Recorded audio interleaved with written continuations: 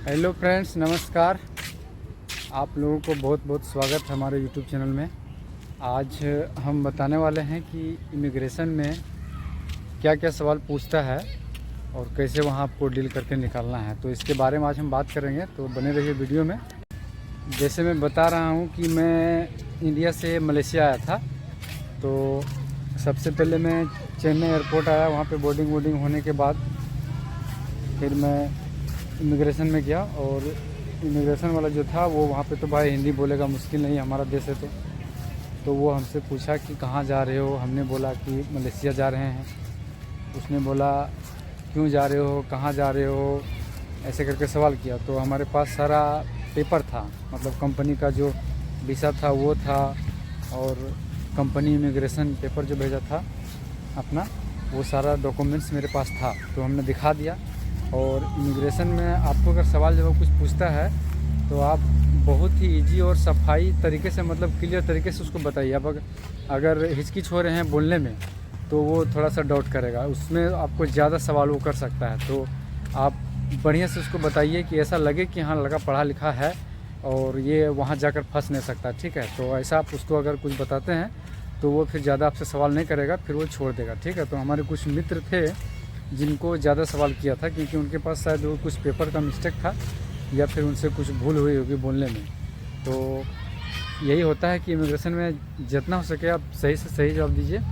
और visit visa पर आ रहे हैं तो भाई साहब घूमने के लिए आ रहे हैं, तो आपको दिखाना पड़ेगा कि कहाँ आप रुकेंगे, कितने दिन के लिए जा रहे हैं, आपके पास कितना पैसा है, वो सारा सवाल आपको वो पूछेगा। तो वो सब आप जवाब दीजिए।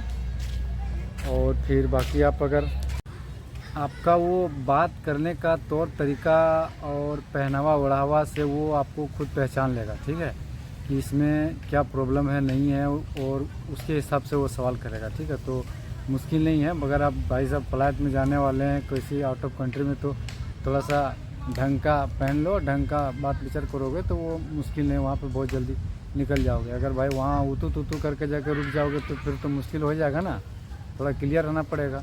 बाकी अपने पर डिपेंड करता है भाई साहब। कुछ लोग बड़े साहब के पास जाएंगे, बस काँपने लगेंगे थर थरा के, तो फिर लफड़ा हो जाएगा। इसलिए थोड़ा सोच समझ के बोलिए, वहाँ पर जाइए, हड़बड़ाइए मत, बेचक जाइए, फांसी थोड़ी लगाएगा यार। बिंदास जाओ, उससे बात करो, मुश्किल नहीं है, क्या पूछ रहा हो।